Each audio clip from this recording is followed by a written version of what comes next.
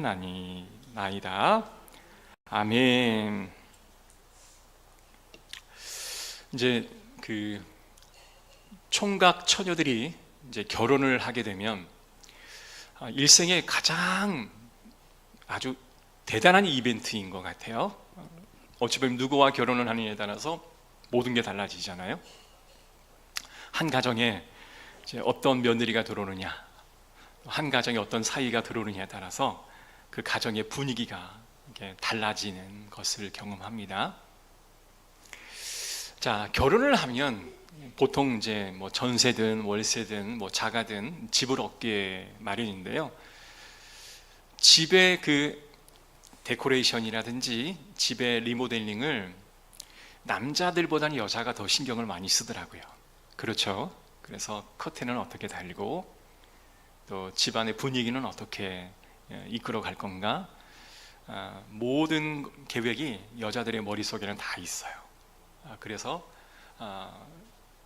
여자 중심으로 집이 이렇게 데코가 된다라고 해도 과언이 아니죠. 자, 그런데 여자 중심에서 두 부부가 임신을 하게 되면 아이를 낳게 되잖아요. 그럼 모든 관심이 누구에게로 가요? 아이에게로 가요. 뭐 화려한 색깔은 다 뒤로 하고 아이들이 좋아하는 색으로 다 바뀌고요. 장판도 아이들이 넘어지면 안 되는 두꺼운 그런 장판을 깔게 되고, 모서리마다는 뭘 돼요? 고무 바킹을 다 되어서 아이들이 넘어지고 부딪히지 않도록 모든 것을 다 아이 중심으로 바뀌는 것을 보게 됩니다. 그토록 세련됐던 여자분이 이제는 그 세련됨을 다 포기하고 아이 중심으로 바뀌는 것을 보면 뭐가 있는 것 같아요? 엄마의 사랑이 있는 것 같아요. 10달 동안 아이를 태중에 잉태하면서 나 중심의 삶이 이제는 아이 중심의 삶으로 전환되어지는 아주 신비로운 일들을 경험합니다. 저도 아버지이고 또 어머니가 있지만 엄마의 사랑을 아버지는 흉내를 잘 못 내요. 그렇죠? 아버지의 사랑은 그냥 무거운 책임감, 그리고 표현하지 않는 사랑이라고 한다면 여자는 표현하는 사랑, 그리고 아주 지고지순한 사랑이기 때문에 사실 같은 부부라 해도 그 엄마의 사랑을 아빠가 따라가지를 못해요. 전에도 말씀드렸잖아요. 그 어머니의 뇌 속에는 아이들의 DNA가 심겨져 있다고. 근데 남자의 머리에는 아이의 DNA가 없어요. 그러니까 10달 동안 잉태하는 가운데 아이와 엄마는 분리가 되어도 이미 그 뇌 가운데 DNA가 공유되고 있기 때문에 굉장한 끌림을 경험하게 되는 거예요. 그러니까 신체적으로도 함께 공유했던 그런 관계이기 때문에 남자들은 그 사랑에 대해서 흉내를 못 내는 것이 당연한 거죠. 그래서 성경에는 가끔씩 하나님이 인간을 향한 사랑을 어머니가 자녀를 향한 사랑이다라고 비유하는 구절들이 굉장히 많습니다. 그래서 이 시편에 그러한 구절이 굉장히 많은데요. 시편 2편 7절에 보면 너는 내 아들이라 오늘 내가 너를 낳았도다. 자, 보통 낳았다라는 표현은 엄마가 많이 쓰잖아요. 아버지는 낳은 게 아니죠. 그죠? 낳았다라고 하는 것은 엄마가 그 아이를 10달 동안 잉태해서 낳았다라는 표현을 하나님이 우리 사람을 사랑하는 그 표현으로 쓰고 계시는 거예요. 시편 131편을 보면 젖된 아이가 그의 어머니 품에 있음 같게 하였나니 내 영혼이 젖된 아이와 같도다. 그러니까 하나님이 나를 품에 안고 젖을 먹이는 그 하나님의 이미지를 어머니의 이미지와 동일시하고 있다라는 것을 경험하게 돼요. 그리고 이사야, 에레미야의 말씀을 보면 하나님이 나를 어머니의 태중에서부터 선택하셨다. 그러니까 훨씬 이전부터 나를 선택하셨다라고 말씀합니다. 자, 우리가 에레미야 지금 성경을 보고 있는데요. 에레미야를 하나님이 그를 태중 이전에부터 그를 성별하였다라는 표현이 나와요. 하나님은요, 태중에 있는 그러니까 선택하셨다라고 표현을 쓸 때 어머니가 아이를 잉태했다라는 표현으로 자주 활용하고 있는 것을 보게 되는 것입니다. 만약에 성경에서 하나님의 사랑을 어머니의 사랑으로 이렇게 자꾸 비유하는 것은 어머니의 품이 그만큼 따스하다라는 거예요. 여러분 그런 거 많이 보셨어요? 들소가 어린아이를 이제 어린 그 송아지를 이렇게 이끌고 가는데 사자 2마리가 그 어미소를 이렇게 잡는 거예요. 그러니까 그 아이가 작은 새끼 송아지가 어디 갈지를 모르는 거예요. 보통 사람 같으면 어때요? 도망가야 하잖아요. 자기가 어머니가 죽든 말든 도망가야 하는데 어머니 품이 그의 전부이기 때문에 어머니가 사자에 물려 죽는 그 순간까지도 그 곁을 떠나지 못하고 옆에 그냥 앉아 있는 거예요. 얼마나 그것이 안타까운지요. 그죠? 마치 그 송아지에게는 엄마 품이 전부인 거예요. 그 엄마의 품이 없으면 그 송아지의 삶은 없는 거예요. 그래서 하나님은 우리를 사랑할 때 어머니가 자식을 사랑함과 같은 표현을 즐겨 쓰시는 이유가 바로 여기에 있다라는 것입니다. 여러분 기독교 역사상 가장 위대한 철학자이고 신학자였던 사람이 바로 어거스틴입니다. 이 어거스틴이라고 하는 이 사람은 353년에 북아프리카 카르타고에서 태어났어요. 근데 이 사람이요 굉장히 그 세상의 즐거움을 추구하는 사람이었습니다. 그러니까 그런 거 있잖아요. 호기심 많고 세상의 즐거움을 탐닉하는 그런 성향의 사람. 이 어거스틴은 그러한 사람이었기 때문에 그가 종교적으로도 그리고 쾌락을 누리고 싶은 마음에 많이 괴로워하는 그 종파에 들어갔습니다. 여기는 쾌락주의를 굉장히 중요하게 여기는 그러한 이단이었기 때문에 그렇습니다. 그래서 어린 시절부터 몸을 이리 갔다 저리 갔다 마음대로 그렇게 쾌락을 즐기면서 이렇게 방탕한 삶을 살았습니다. 쾌락과 종교가 공유하고 있는 이 만유교에 등록한 이 이후에 이 사람은 이후에 회심하게 되어지는데 그 회심의 가장 주요한 원인이 되었던 존재가 바로 그의 어머니 모니카였습니다. 모니카는 아이를 위해 엄청난 기도를 합니다. 자, 그런데요, 이 모니카 여사를 보면 이 사람의 인생도 굉장히 기구한 인생이었습니다. 이 사람은요, 어릴 때부터 술 중독에 빠진 사람이래요. 여러분, 어릴 때 술 중독에 빠졌다라는 게 이해가 되십니까? 그의 아버지가 술을 굉장히 좋아했대요. 그래서 언니들에게 술 심부름 시키면 언니들이 누구를 시켰냐면 이 모니카에게 술 심부름을 대신 시켰대요. 그러니까 술 심부름을 하고 술을 가져오다가 술이 한두 잔씩 마시다 보니까 어릴 때부터 술 맛을 알아가지고 술 중독이 생긴 거예요. 여러분 이제는 어떻습니까?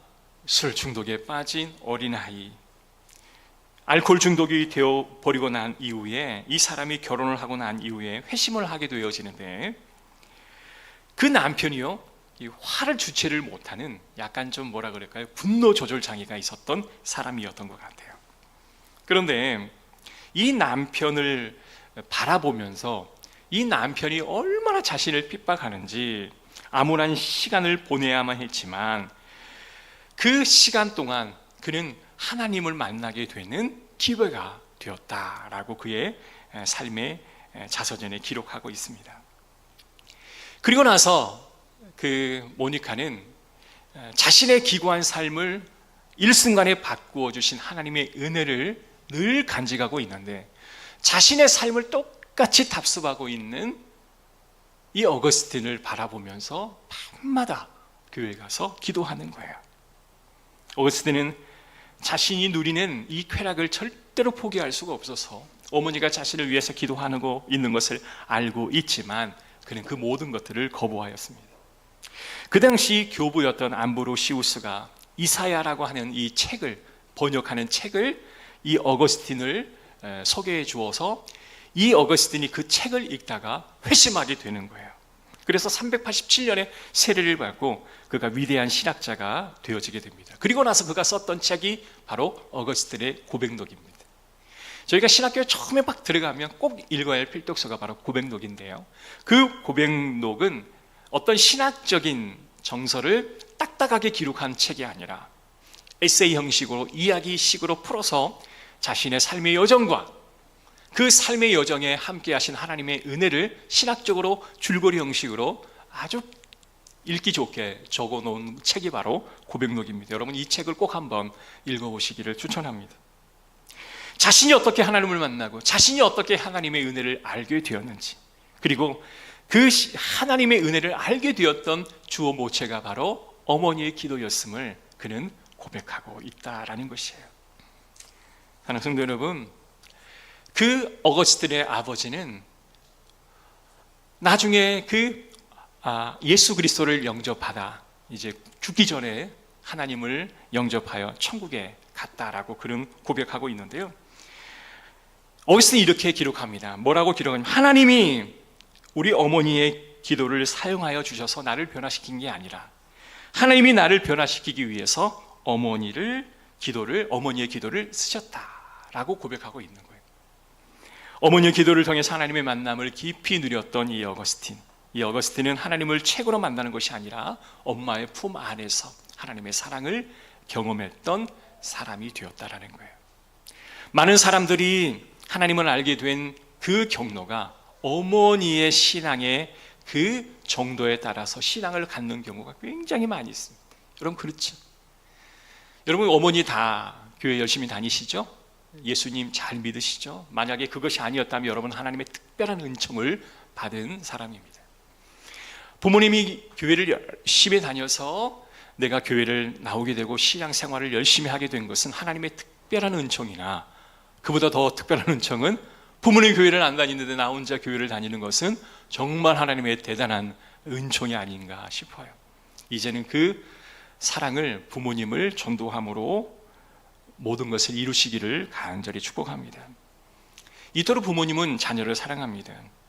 아이를 낳게 되면 그 아이가 그 부모의 전부가 되어지게 되는 거예요. 내가 먹지 못하고 잊지 못하고 내가 잠을 잘 자지 못해도 우리의 자녀가 잘 있고 잘 먹고 잘 자는 것을 꿈꾸는 것이 바로 부모의 사랑, 어머니의 사랑이 아닌가 싶습니다. 자녀가 바뀔 수밖에 없는 것은 그 사랑의 깊이를 알기 때문에 자녀는 바뀔 수밖에 없는 거예요. 그래서요, 자녀는 아직 철이 들지 않으면 부모의 사랑을 모르는 척하지만 결국은 철이 드는 상황이 되면 부모님의 사랑을 다 기억하더라고요.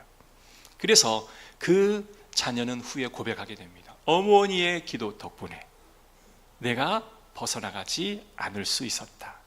어머니의 기도 덕분에 나는 죄악의 길에 들어서지 않을 수 있었다라고 고백하게 돼요. 이게 바로 하나님이 인간을 향한 사랑, 어머니가 아들을 향한 사랑이 아니겠습니까? 자, 오늘 본문의 1절부터 12절까지는 하나님은 전능하시고 무소부재하시다라는 표현을 쓰고 있습니다. 쉽게 말하자면 하나님은 모든 것을 다 아시고 아니 계신 곳이 없으신 분이시다라고 시편 기자는 자신이 경험하는 하나님을 먼저 고백하고 있어요. 1절부터 23절 시편을 여는 시작부터 닫는 시간까지 동일한 단어가 뭐냐? 아시나이다. 하나님이 모든 것을 다 아신다. 모든 것을 다 아신다. 여러분 안다라는 말은 여러분 잘 아시죠? 야다라는 말인데, 이 안다라는 말은 그냥 겉으로만 아는 것이 아니라 영혼적으로도 마음적으로도 우리의 육체적으로도 모든 것들이 다 안다라고 할 때 이 야다라는 단어를 쓰고 있는 거예요. 부부가 두 사람 객체가 하나가 되어서 함께 갈 때 그때 쓸 수 있는 단어가 야다입니다. 그러니까 하나님이 우리를 아신다 할 때 부부가 서로를 잘 아는 것처럼 안다라는 그 표현을 쓰는 거예요. 이것도 인간이 이해할 수 있는 안다라는 차원의 깊은 영역이 바로 부부 관계의 또 깊은 차원을 비유하여서 말하지만, 하나님 우리를 아신다 할 때 이 안다라는 표현을 우리가 아는 상상할 수 없는 대단한 영역이라는 것이죠. 우리가 표현할 수 없는 거예요. 자, 그런데 1절부터 4절까지를 보면 아신다라는 말이 무려 5번이나 나옵니다. 자, 2절에 아시오며 3절에 아시오며 분별하며 이러한 말씀이 있는데요. 자, 뭘 대체 안다 할까요? 우리는 이런 말 많이 하죠. 난 당신을 잘 알아. 이런 말을 참 많이 합니다. 여러분, 안다라는 말은 나를 어떻게 알까? 나를 잘 모를 텐데 라고 생각하는데, 안다라는 이 표현을 들을 때 여러분 어떠한 느낌이 드시는가 한번 생각해 보세요. 하나님이 우리를 다 아신다. 어떠한 느낌이 드세요? 하나님이 우리를 다 아신다. 자, 첫 번째 안다라는 게 뭐냐? 우리의 앉는 것을 아신다. 성경에 우리의 앉고 일어섬을 아신다라는 표현이 많잖아요. 정착하다, 머물다, 거주하다라는 표현이 이 앉는다라는 표현 안에 담겨 있는 것입니다. 하나님은 우리가 살고 있는 그 삶의 현장에 우리와 함께 안주하십니다. 우리가 사는 집의 번지수를 아시고 내가 어느 곳에서 어떻게 살아가고 있는지를 너무나 잘 아신다라는 표현이에요. 두 번째 안다라는 표현은 일어섬을 안다라는 표현입니다. 우리가 닥치는 어려움을 어떻게 견뎌내고 있는지를 주님께서는 아신다라는 겁니다. 우리가 가정을 어떻게 이루었고 그 가정의 어려움이 어떤 것인지를 주님은 아신다라고 말하는 거예요. 세 번째, 나를 분명히 아신다는 겁니다. 나의 생각을 밝게 하신다는 거예요. 여러분의 생각을 누군가가 안다라면 아마 여러분은 그 사람을 굉장히 따르게 될 겁니다. 왜냐하면 우리의 생각의 영역은 나의 비밀스러운 영역이기 때문에 누군가가 나의 생각을 안다 하면 종속될 수밖에 없는 거예요. 하나님이 우리의 생각을 아신다. 여러분 그것을 동의하셔야 됩니다. 하나님은 저와 여러분의 생각을 다 알고 계세요. 하나님은 우리의 앉고 일어섬을 아시고 우리의 생각을 아시고 우리의 삶의 현장에 우리와 함께 계심으로 우리의 모든 것을 다 아신다. 이것을 여러분은 인정하셔야 합니다. 우리가 살아가면서 판단해야 하는 시시비비를 다 아시고 그때마다 우리를 버려두지 아니하시고 우리를 보호하신다라는 겁니다. 여러분 기도할 것 굉장히 많지요. 우리는 나의 지혜가 부족함을 너무나 잘 알고 있습니다. 기도할 것 많은데 내 지혜가 부족하기에 우리는 하나님의 지혜를 구해야 돼요. 자, 우리 3절의 말씀 함께 읽어봅시다. 시작. 나의 모든 길과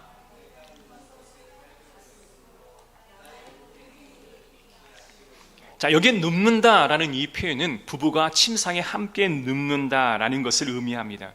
이건 굉장히 은밀하고 굉장히 삶의 본능적인 상황의 모든 일을 하나님은 다 아신다라고 말하고 있습니다. 4절입니다. 다 같이 읽어볼게요. 시작. 여호와여 내 혀의 말을 알지 못하는 것이 하나도 없으시니이다. 내 혀의 말이 뭐냐? 내가 하는 말이에요. 여러분 한 주에 여러분이 어떤 말을 하고 있는지를 한번 녹음해서 한번 들어보시는 것도 굉장히 중요합니다. 저는 굉장히 좀 부드러운 사람이라고 생각하는데 뭐가 한번 딱 꽂혔다 그러면 굉장히 공격적으로 제가 이야기를 한대요. 나도 잘 몰라요. 그냥 무슨 말을 할 때 굉장히 좀 다급하게 공격적으로 막 이야기를 한대요. 이게 제가 정말 고치고 싶은 것 중에 하나인데 나도 모르는 사이에 이렇게 이야기를 해요. 지난 그 노회원과 함께 무슨 일을 할 때 내 의견을 이렇게 표출하는데 그 의견이요 좀 강하게 들렸나 봐요. 그래서 목사님 좀 천천히 말해 주시면 좋겠다고, 오해할 것 같다고. 그래서 너무나 그 말의 멘트가 고마웠어요. 왜냐하면 그렇게 비출 수도 있겠다. 혹시 제가 그렇게 한다면 제 본뜻은 아니다라는 것을 여러분 좀 잘 아시고요. 제가 어디 하나에 딱 집중하다 보면 이상하게 말이 이렇게 좀 이렇게 팍 나가는 경우가 있다라는 것을 제 스스로도 잘 알고 있습니다만은 이게 너무나 오랜 세월 동안 이렇게 몸에 배어 있는 것이기 때문에 잘 고쳐지지가 않아요. 이제 그때 보면 깜짝깜짝 막 놀랄 때가 있습니다만은 본의가 아니다라는 것을 여러분 좀 이해해 주시면 좋겠어요. 그런데 하나님은 내 혀의 말을 다 아신다라는 겁니다. 이 혀의 말이라고 하는 것은 언어예요. 이 소통입니다. 이 커뮤니케이션이에요. 내가 어떤 말을 하면 상대가 어떠한 느낌을 받는다. 또 내가 이런 말을 하면 상대는 상당히 안정감을 갖는다. 이 모든 것을 하나님은 다 아신다라는 거예요. 그러니까 하나님은 우리의 모든 것을 다 아신다라는 거예요. 여러분 말이 천냥빚을 갚는다라는 말이 있죠. 내 말을 오해하지 않도록 말하는 방법, 그리고 상대방이 듣기 편하게 말하는 그런 방법, 굉장히 중요한 소통의 원리이기도 한데요. 사람이요, 어느 한 불안감에 빠지거나 또 뭔가가 쫓기는 듯한 상황이 되어지게 되면 어때요? 말이 툭툭 나가게 되는 거예요. 왜 그러냐면 나 혼자라는 생각을 갖기 때문에 그렇습니다. 누구도 나를 지지해 주지 않는다. 만약에 10사람이면 10사람 다 나를 지지해 준다. 그러면 말을 함부로 할 일은 없습니다. 그런데 사람들이 나를 지지해 주지 않는다라고 느낄 때는 우리는 말을 굉장히 공격적으로 하게 될 때가 굉장히 많아요. 그래서 그 분위기가 어떠한지를 먼저 살펴보시고, 이 분위기 속에서 내가 불안해하구나 라고 하는 것을 알고, 내가 불안해함을 느끼는 그런 상황 가운데서 말이 확 나갔던 것을 우리는 다시 한번 객관화해서 보고, 다시 그런 상황이 되면 그런 실수를 하지 않으려고 노력을 해야 되는 것이 나를 성장하는 방법이기도 한 거죠. 여러분, 혼자라고 하는 것이요, 사실은 굉장히 많은 그 역동을 일으키게 합니다. 둘이다, 셋이다, 넷이다 라고 하는 생각을 가지면 그렇게 사람이 안정적일 수가 없어요. 여러분, 교회 소그룹이 잘 되는 이유는 그 소그룹의 그 요원들이 나와 함께 소통하고 있다, 나를 지지하고 있다라는 마음을 갖게 되면 그 모임에 가요, 안 가요? 가요. 오지 말라게도 와요. 근데 못 오는 이유는 내가 지지를 받고 있지 못하다라고 느끼면 안 가요. 갈 수 있는 상황이 되어도 못 가요. 왜요? 바로 그거기 때문에. 인간은 누구나 외로움이라고 하는 감정을 가질 수밖에 없는데, 그 외로움의 감정을 느낄 수 있게 공동체가 형성되면 안 되는 거예요. 그래서 교회라고 하는 공동체는 한 사람에게 외로움을 느끼지 않을 만큼의 분위기를 영출해 줘야 하는 책임감이 바로 교회 안에 있다라는 것이고요. 나는 수요자가 아니라 공급자가 되었다라고 생각하셔야 됩니다. 나는 위로를 받아야 할 자가 아니라 위로를 주는 자, 안정감을 주는 자다라고 생각해야 돼요. 여러분, 나는 교회 와서 나는 공급을 받아야 한다라고 생각하시면 안 돼요. 건강한 교회는 나는 제공하는 자다, 나는 안정감을 주는 자다라고 오늘부터 좀 느껴주시길 바랍니다. 할렐루야. 그래서 나는 목사님에게 안정을 받아야 할 자다, 나는 권사님에게 안정을 받아야 할 자다, 이렇게 생각하지 마시고 나는 안정감을 주는 자다라고 여러분은 생각해 주셔야 합니다. 자, 제가 왜 이 외로움이라는 말을 하냐면, 우리가 외롭다라고 생각하는 그 순간 모든 일들이 일어나게 되어지는데, 여러분, 신앙생활 할 때는 하나님과의 관계에서도 외로움이라고 하는 걸 느껴지게 되면 모든 것들이요 엉망이 돼요. 그러면 외롭지 않기 위해 그 외로움을 채워주는 곳으로 막 사람이 가려 해요. 그러다 보면 이 어거스틴처럼 이렇게 세상을 탐닉하게 되고, 또한 세상의 쾌락을 즐기게 되는 단계까지 가게 된다라는 것입니다. 자, 그런데 말씀을 보면 여러분은 혼자가 아니다라고 말씀하셔요. 저와 여러분은 결코 혼자가 아니다라고 말씀하셔요. 제가 아침에 어떤 책 하나를 읽었는데, 작은 교회, 아주 작은 교회의 목회자의 가장 큰 어려움 중에 하나가 뭐냐? 지지를 받지 못한다는 어려움이에요. 그러더라고요. 많이 공감이 되었습니다. 그러니까 셀프 돌봄을 받아야 하는데 그게 안 되는 거예요. 그래서 작은 교회 목회자일수록 자기를 지지해주는 어떤 커뮤니티에 들어가서 그 커뮤니티의 지지를 받는 것이 굉장히 중요하다라고 교회 성장학자가 이야기하는 그 한글을 읽어보았습니다. 공감이 되더라고요. 번아웃되고 힘들어하는 목회자들, 성도들은 지지를 해주지 못하는 그런 관계의 역학 속에서 금방 지쳐가는 거예요. 그래서 소그룹을 많이 가져다라는 이야기를 합니다. 목회자도 소그룹이 필요하고 성도들도 소그룹이 반드시 필요하고, 그래서 교회가 건강한 교회는 소그룹이 잘 되는 교회가 건강한 교회인데, 우리 교회도 소그룹이 잘 되는 건강한 교회가 되기를 간절히 축복합니다.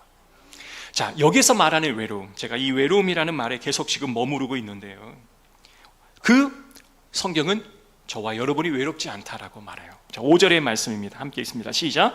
주께서 나의 앞뒤를 둘러사시고 내게 안수하셨나이다. 자, 여기 안수하셨다라는 말이 머리에 손을 얹고 축복 기도했다 이 차원의 말이 아니에요. 이 안수하셨다라는 말은 성경의 책장을 한 장을 딱 넘기잖아요. 인생도 책장을 넘겨요. 어떤 사람은 50의 책장을 넘기고, 어떤 분이 60의 책장을 넘기고, 어떤 분은 70의 책장을 넘기는데, 오늘 나의 하루의 책장을 하나님께서 넘기시다라는 거예요. 자, 여러분, 책장을 넘겼다라는 표현은 지금까지 모든 책의 내용을 다 읽으셨다.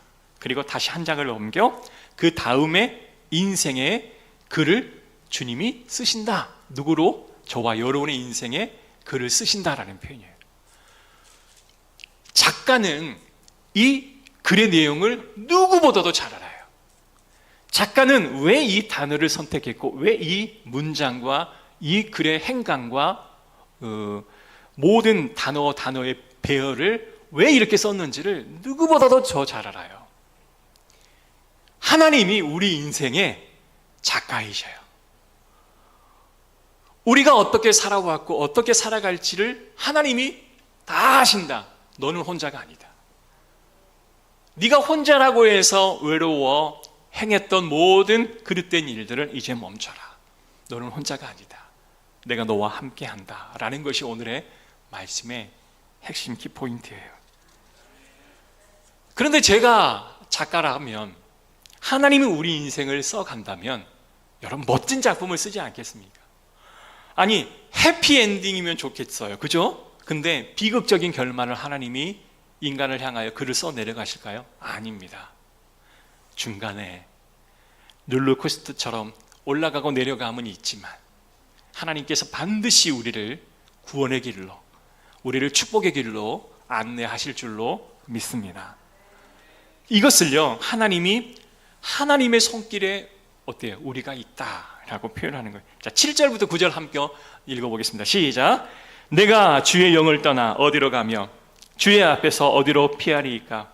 내가 하루에 올라갈지라도 거기 계시며 수월에 내 자리를 펼지라도 거기 계시나이다. 아멘. 여기 보면 루하흐, 이게 영이입니다. 영. 7절에 나와 있는 주의 영. 내가 루하흐.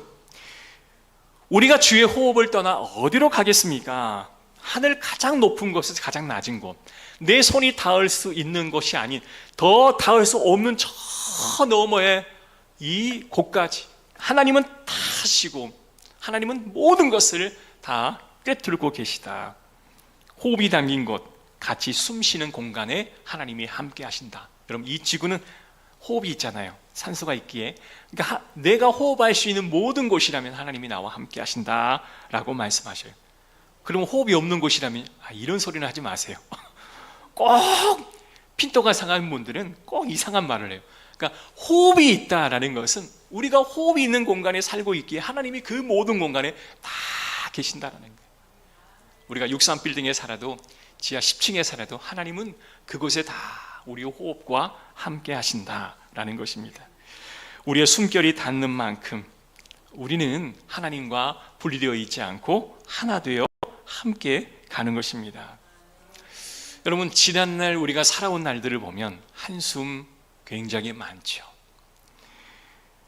우리의 삶이 하나님의 숨결이 담겨 있다라는 그 믿음을 여러분 갖는 그 순간, 내 사적인 공간까지 함께하여 주셔서 나의 모든 것을 아시는 하나님, 내 인생의 책장을 넘기듯 하나님이 나의 인생의 글을 써가고 계시는, 그리고 지금도 하나님은 나와 함께 호흡하고 계시다라는 이 믿음이 우리 안에 있다면 여러분, 우리는 다시 한번 시작할 수 있고 일어날 수 있을 줄로 믿습니다.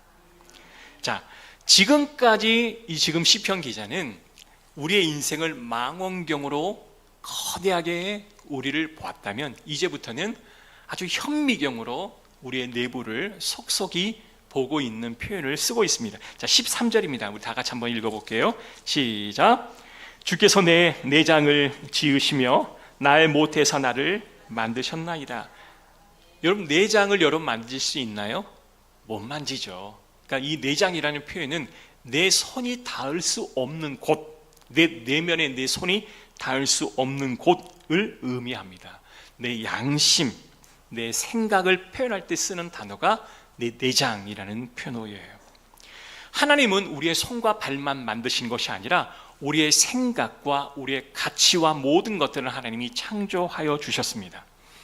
못해서 나를 지었다라는 이 모든 것들은 세상에서 가장 연약한 존재일 때 우리를 엄마라는 존재 안에서, 엄마라는 그 품 안에서 나를 지내게 하셨다. 그런데요, 이 엄마라는 품이 굉장히 약한 것 같지만 아주 강한 울타리였다 라고 성경은 말하고 있습니다. 근데 14절 15절입니다. 시작. 내가 주께 감사하옴은 나를 지으심이 심히 기묘하심이라. 주께서 하시는 일이 기이함을 내 영혼이 잘 아나이다.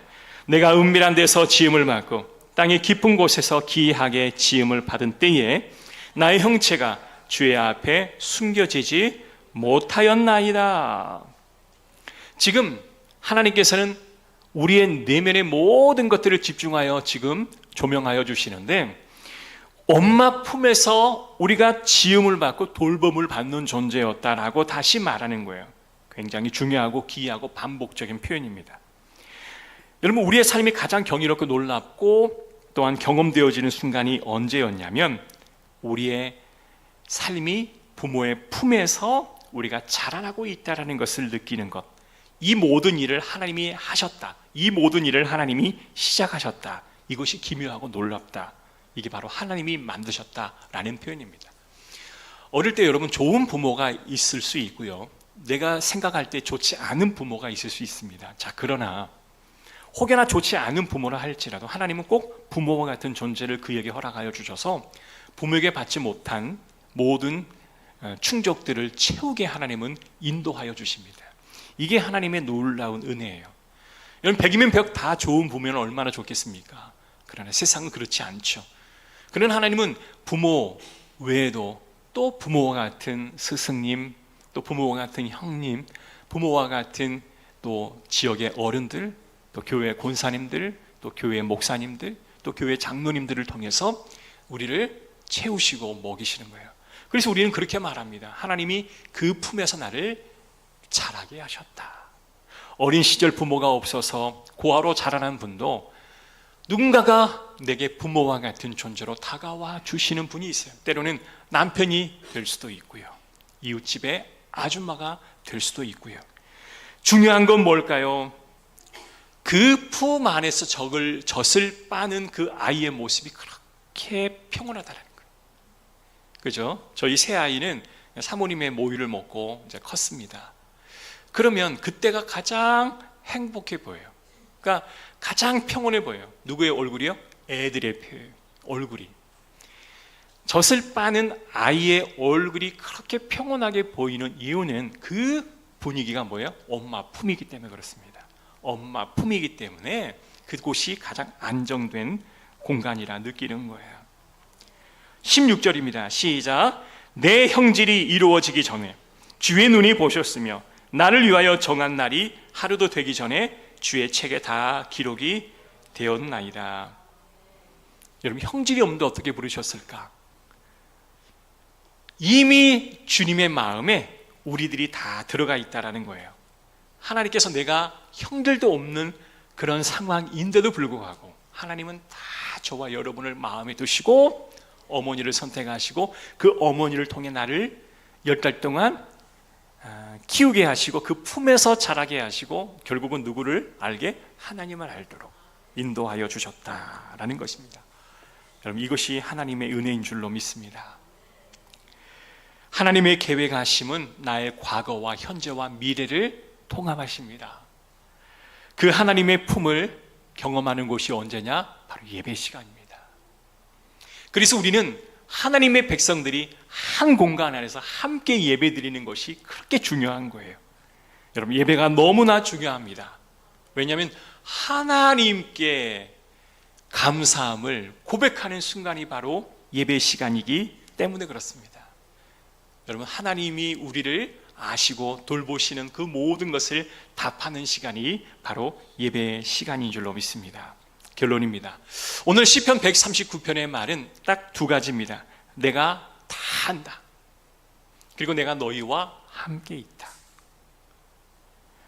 하나님께 기도하였을 때 하나님께서 미주알 고주알 하는 그 백성들의 기도를 다 듣고 1번의 답은 이거고 2번의 답은 이거니까 너는 이렇게 하라. 이렇게 하나님은 응답해 주시지 않습니다. 그런데 하나님은 이런 말씀을 주십니다. 내가 다 안다.